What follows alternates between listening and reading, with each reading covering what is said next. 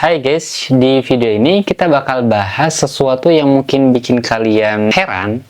Kenapa ada channel editing video yang malah dibenci penonton? Padahal tujuannya bagus, mau kasih tips atau inspirasi, tapi malah dikomentarin kayak gini. Nah, kenapa bisa kayak gitu? Apa karena efeknya berlebihan? Atau judulnya cuman manis di luar? Atau yang lainnya? Yuk kita bahas 5 alasan utama kenapa channel editing sering dikritik. Jangan di skip karena di akhir video ada solusi buat kalian yang mau bikin konten editing video.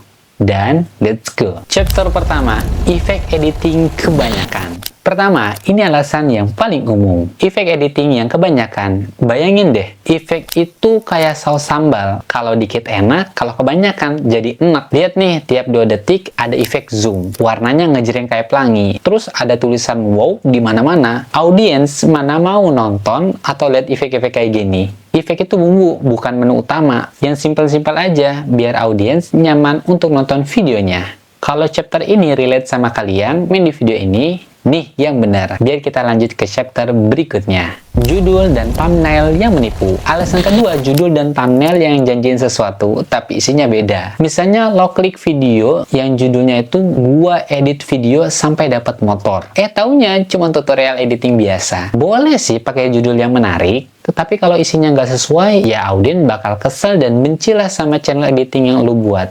Solusinya, judul yang jujur tapi tetap keren. Contoh, 5 trik editing untuk pemula tanpa harus beli software. Nah, di sini kan audiens ikut senang karena nggak dibohongin. Kalau di chapter ini relate juga sama kalian, jangan lupa subscribe channel ini biar kita bisa lanjut ke chapter berikutnya. Cuman pamer alat mahal. Nah, ini yang bikin sebel juga. Kontennya cuman pamer alat mahal tapi nggak ngasih ilmu. Contoh, video 10 menit isinya cuma nunjukin MacBook Pro, kemudian kamera Sony, terus bilang ini gear favorit gue. Ya penonton mikir, kita itu mau belajar, bukan lihat lu pamer sesuatu. Kalau lu pengen pamer gear yang lu pakai buat editing video, ya coba sisipin tipsnya kayak gini. Contoh, 5 fitur MacBook buat editing cepat. Jadi penonton itu dapat ilmu, terus lu bisa pamer gear yang lu pakai sekarang. Akhirnya dua-duanya ikut seneng juga. Nah, kalau di chapter ini, coba share video ini ke temen lo yang suka pamer gear tapi nggak ngasih tips biar mereka belajar dan kita bisa lanjut ke chapter berikutnya. Ikutin tren tapi nggak kreatif. Alasan keempat, ikutin tren tapi cuman jiplak. Kalau kata konten kreator Matt Dick itu bahasanya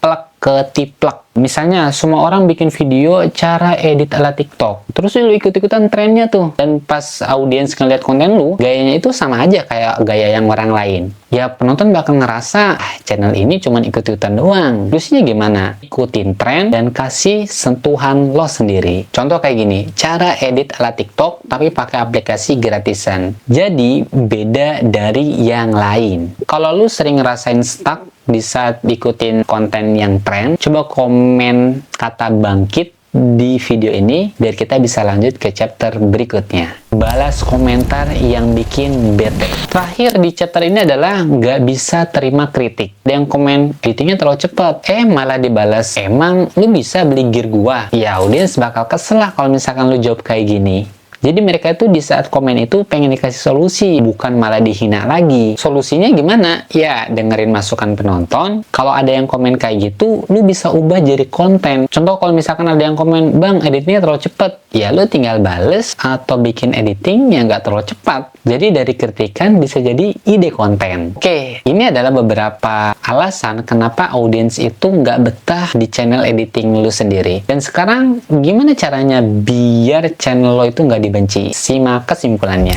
Jadi, kenapa editing video itu dibenci? Karena 5 hal ini. Efek yang terlalu banyak, judul yang menipu, konten yang pamer, ikut tren buta, dan gak terima kritik daripada followers atau audiens. Tapi tenang, semua bisa dihindari kalau lo ingat kata-kata ini. Konten yang bagus itu yang bermanfaat buat orang lain, bukan buat gaya-gayaan. Maka daripada 5 alasan itu, kita bisa jawab dengan 5 solusi. Pertama adalah, fake itu pendukung, jangan kelebihan. Judul itu harus jujur dan menarik. Kasih ilmu, bukan cuman pamer. Jadi diri sendiri, jangan jadi plagiat. Dengerin penonton, jangan ego. Kalau lu nerapin 5 hal ini, channel editing lo bakal disukain, bahkan jadi inspirasi. So, tetap semangat dan tetap bikin konten. Kalau kalian suka dengan video ini, jangan lupa like dan komen, subscribe, dan share ke teman-teman lu. Dan coba komen di video ini hal apa aja yang paling bikin kalian sebel sama channel editing. Siapa tahu daripada komenan itu bisa gua bahas. Dan sampai jumpa di video berikutnya. Jangan lupa